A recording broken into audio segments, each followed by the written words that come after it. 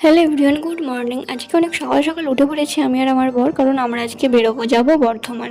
তো রেডি হয়ে তারপর আমরা বাসে উঠে গেছি। ফার্স্ট আমরা চলে গেছিলাম আরামবাগ। আমরা দুজন অনেক দিন পর বাসে চাপলাম। সেই আগে যখন দেখা করতে যেতাম ঠিক সেরকম ফিলিংস হচ্ছিল। তারপর আমরা চলে আসি বর্ধমান নবহাটে। চলো, কেন আমরা বর্ধমানে এসেছি তোমাদেরকে বলেই দিই। আমার বরের অনেক দিন ধরে ইচ্ছা ছিল বাইক কিনবো, তো অনেকবার নপু করেও নেওয়া হয়ে ওঠেনি, ক্যান্সেল হয়ে গিয়েছিল। মানে আরামবাগে একবার টেস্ট ড্রাইভ দিয়ে এলো নেবো বলে, কিন্তু নেওয়া হলো না। একবার বুকিং করলো নেবো বলে, ক্যান্সেল করে দিল। তো অনেক এইসব কারণের জন্য নেওয়া হয়ে ওঠেনি। তো ফাইনালি আজকে সেই দিনটা চলেই এলো।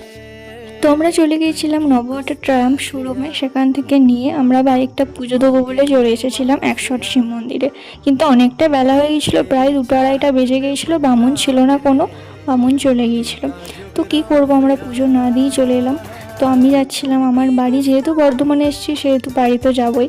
তো আমার বাড়ি গিয়েছিলাম, সেদিন রাতটা ছিলাম, তারপরে আবার চলে আসি শ্বশুর বাড়ি।